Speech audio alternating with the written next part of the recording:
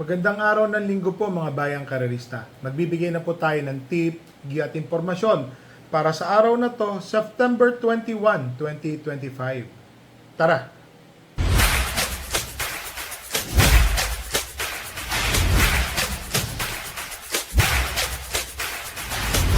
So ngayong araw po ng linggo, meron pong hinandang 8 karera.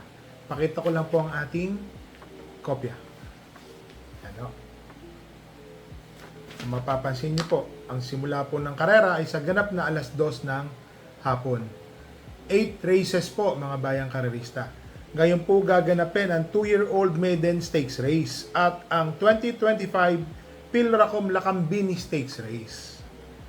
Ulitin ko lang po simula po ng karera ay sa ganap na alas 2 ng hapon. Nung nagdaang biyernes po, napahirapan po tayo. Talo sa puhunan. Take all, DD1, pick 6, baliktaya. Pero at least kahit papano, hindi naman ganun kalaki. So, race number 1. Rating 17 to 41 split, 1,400 meters, 12 runners. First choice entry number 5, Mahusayay. Alam naman natin mga bayang karerista, Mahusayay is meron pong 1.26 sa same distance. Kung pagmamasdan nyo po yung mga takbo ni Mahusayay, parati pong malapit. First choice po natin yan. Always in the money, nananalo in the money. Segundo, tersero, kwarto, nandun po. Second choice, entry number 9, Lilibel. Stakes campaigner po ito. Tingin ko po, malaki po ang panalo. Maganda po ang numero. O kung sakaling mauna na po ito, bumandera, mahihirapan na po silang habulin yan. Si Lilibel, second choice. Naglagay po ako ng third choice, entry number 4, Light Bearer. Tumapos po si Light Bearer nung nakaraan na tersero, 1.27. Tingin ko po, mag-i-improve pa po yan. Maganda po ang numero ngayon ni Light Bearer. Nasa gitna po siya. So, dito po sa race number 1, first choice, entry number 5, Mahusayay. Second choice, entry number 9, Lilibel. Third choice, entry number 4, Light Bearer. Dito na tayo sa race number 2, Lakambini Stakes Race. Yan po 2025. 1,600 meters, 12 runners. First choice couple entry 1 and 1A. Zoom in and 1A District 1. Ito po, bumabalik na po si District 1. Nanalo po yan ng locally bred, first leg. Second leg po ng hopeful. Third leg po ng Triple Crown. Si District 1. Si Zoom in naman po, sweepstakes winner po yan. So, patingin ko, parehas pong may panalo yan. Second choice, entry number 11, Tasha. Umentado po kada takbo. 1.24, consistent po sa 1,400 meters. Ngayon po, naging milya. Ang laki po ng in-improve po ni Tasha para sa akin po. Pagmasdan nyo po, imported na po ang tinalo niya. Sila Hey Jojo. At saka meron pang isa, This Old Heart of Mine po ata yun. Tinalo po niya. Malaki rin po ang panalo. Second choice, entry number 11, Tasha. Third choice, couple entry, 5 and 5A. Parade King and 5A Brig left over. Parade King po, galing din sa panalo yan. Milya, malakas din po ang tinalo. 1.40 po ang kanyang tinapos. Tingin ko po, may panalo rin po ito. Si Parade King. Yung Brig left over naman po, tumapos po ito ng segundo o tersero. Parang ganun po. Nung maiden po ata to. Recently lang po yan. Segundo, tersero po siyang tumapos. So, dito po sa race number 2, first choice, couple entering 1 and 1A, zoom in and 1A District 1. Second choice, entry number 11, Tasha. Third choice, couple entering 5 and 5A, Parade King and 5A, Brig left over. Dito na po tayo sa race number 3. 1,200 meters, 2025 Pilracom PCS o 2-year-old maiden stakes race. 6 runners po. Entry number 1, Brown Tiger. Napakainam po ng tinakbo ni Brown Tiger, mga bayang karerista nung kanyang barrier trial win. Ang tinapos po niya, 1.13. Medya. Tingin ko ho, malaki po ang panalo. Naglagay po ako ng second choice. Entry number 3, What a Pearl. Meron din po kasi siyang 1.13 medya na barrier naman. Hindi, nung trial, medyo, nasa likodan po.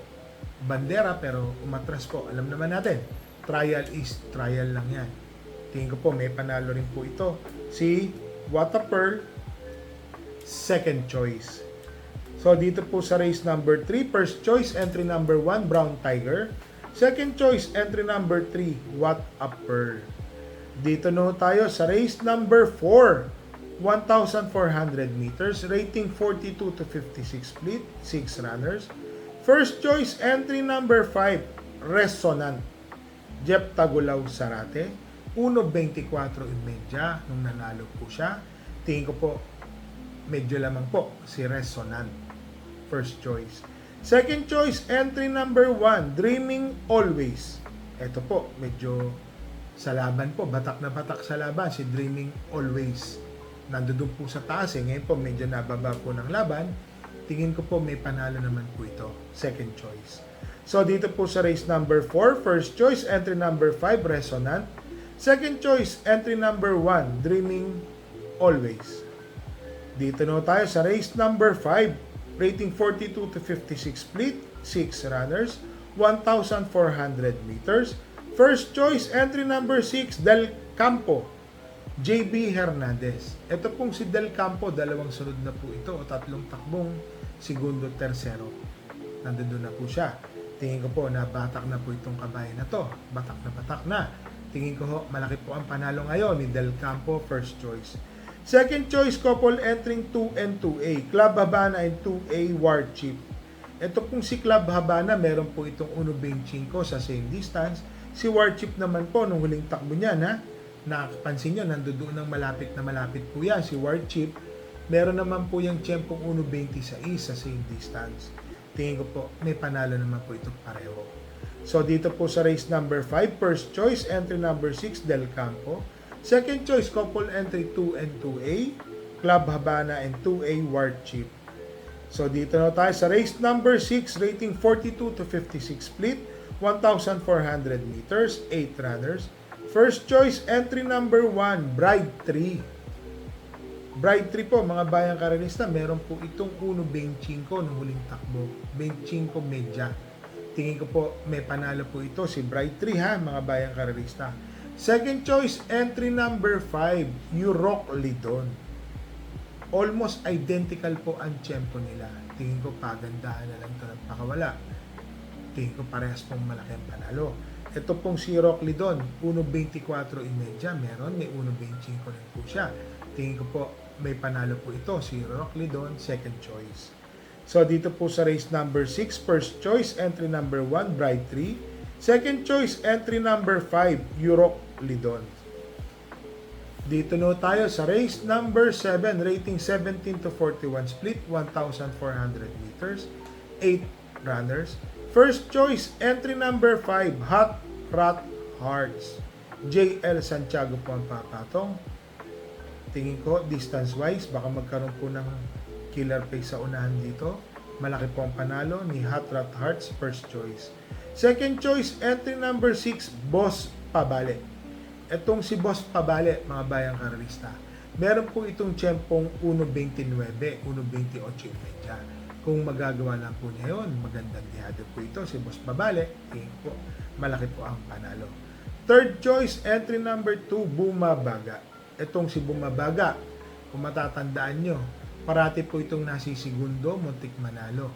Ngayon ho, medyo maganda po yung magiging laban niya rito, dihado pa, tingin ko po may panalo po yan. So dito po sa race number 7, first choice, entry number 5, Hot Rat Hearts.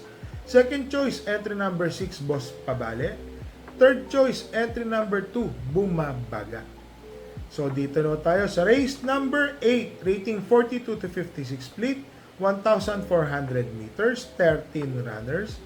First choice, entry number 2, Guerrero Warriors, Jepril Tagulaw Sarate.